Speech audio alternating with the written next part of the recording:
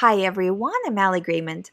Today I wanted to talk to you about how to stop feelings of guilt, shame, feeling the urge to confess while dealing with OCD.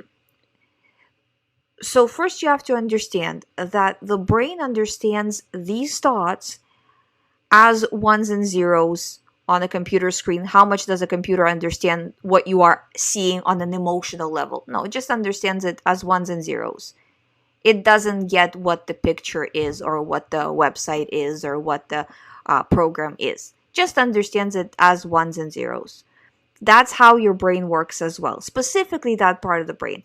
It looks for your reaction. That's how it differentiates important thoughts from not important thoughts, by your reaction.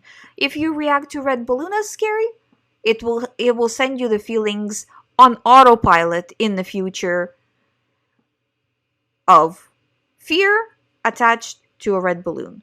And more so, if you see anything round, anything red, anything similar to a balloon, it will bring up those feelings as well. You happen to react to another type of thought.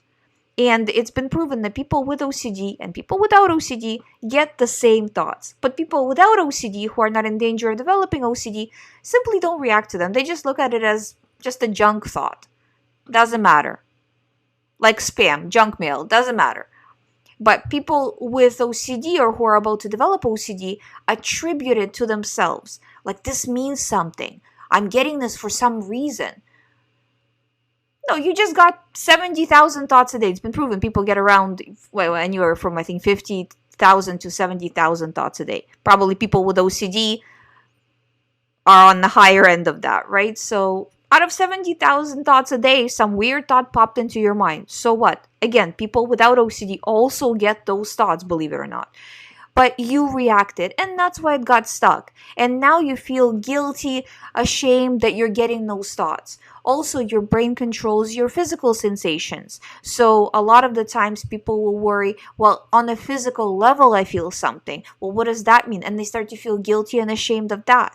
And again, it's just your OCD. All of this is just a part of OCD. You need to understand that part of the brain doesn't know what the thought is about. It's just a computer. It only understands it as ones and zeros. But it understands your reaction to it. If you are reacting with fear, it gives you auto fear. If you are reacting with, I'm afraid of physical sensations, it will give you physical sensation.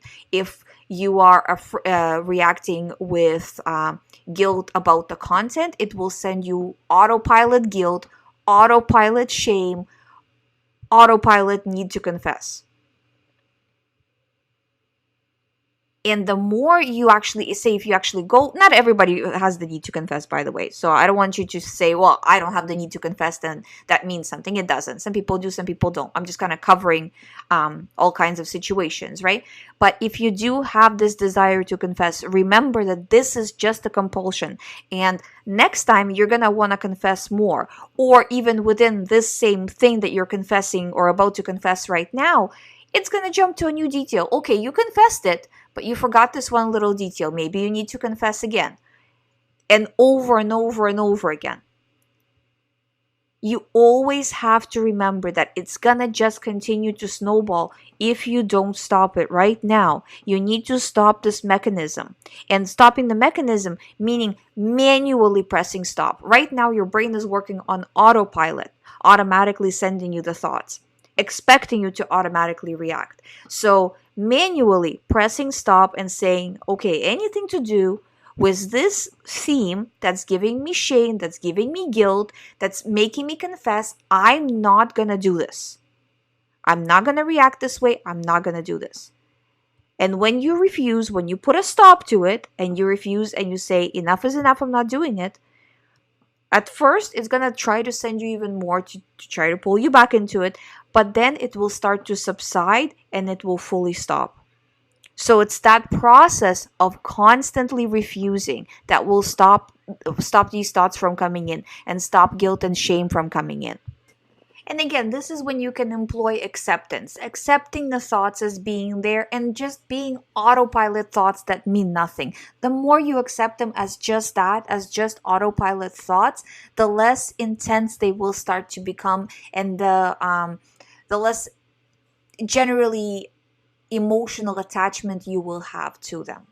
I hope you find my videos helpful. Thanks so much for watching. If you would like to do one-on-one recovery program with me, all the information is on youhaveocd.com. You can sign up from there, and I will see you tomorrow.